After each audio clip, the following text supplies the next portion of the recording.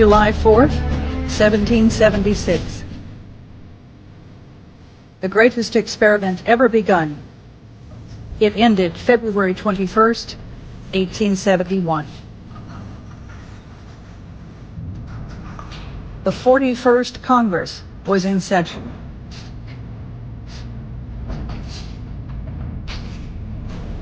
Under the Acts of the 41st Congress, Section 34, Session 3, Chapters 61 and 62, Congress passed an act titled, "An Act to Provide a Government for the District of Columbia." This is also known as the Act of 1871. Congress, under no constitutional authority to do so, created a separate form of government for the District of Columbia, which is a 10-mile square parcel of land located between Maryland and Virginia.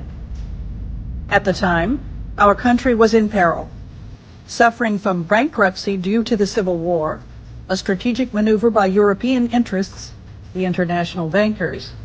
The Congress knew we were in trouble and cut a deal with the international bankers. In essence, this act formed the corporation known as the United States. Notice the capitalization, because it is important. This corporation, owned by foreign interests, moved right in and shoved the original organic version of the Constitution into a dusty corner. With the Act of 1871, our Constitution was defaced in the sense that the title was block capitalized and the word "for" was changed into the word "of" in the title. The original Constitution, drafted by the Founding Fathers, was written in this manner. The Constitution for the United States of America. The altered version reads, "The Constitution of the United States of America." It is the corporate Constitution. It is not the same document you might think it is. The corporate Constitution operates in an economic capacity and has been used to fool the people into thinking it is the same parchment that governs the Republic. It absolutely is not. Capitalization, an insignificant change? Not when one is referring to the context of a legal document, it isn't. Such minor alterations have had major impacts on each subsequent generation born in this country.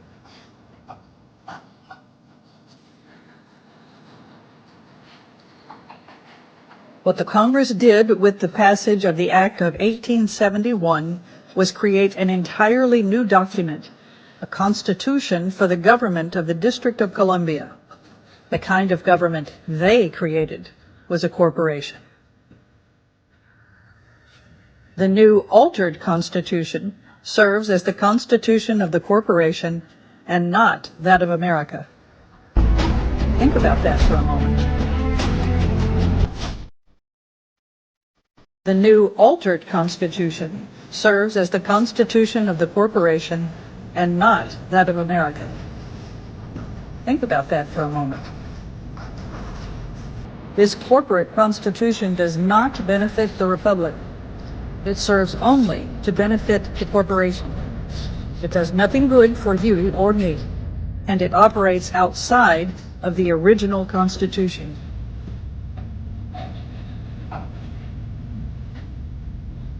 The 41st Congress was in session.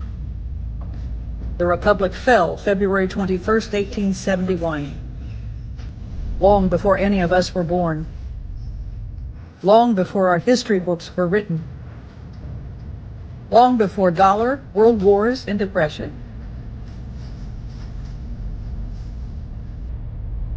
So Congress committed treason against the people, who were considered sovereign under the Declaration of Independence and the Organic Constitution. When we consider the word sovereign, we must think about what the word means.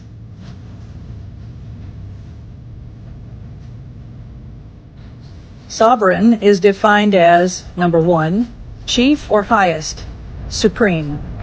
Number 2, supreme in power, superior in position to all others. 3. Independent of and unlimited by any other, possessing or entitled to original and independent authority or jurisdiction. In other words, our government was created by and for sovereigns, the free citizens who were deemed the highest authority. Only the people can be sovereign. Remember that. Government cannot be sovereign. We can also look to the Declaration of Independence, where we read, "Government is subject to the consent of the governed." That's supposed to be us, the sovereigns. Do you feel like a sovereign nowadays?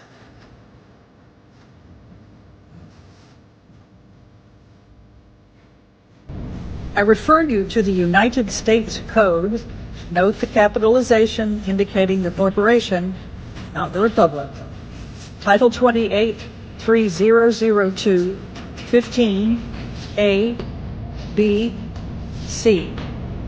It is stated unequivocally that the United States is a corporation.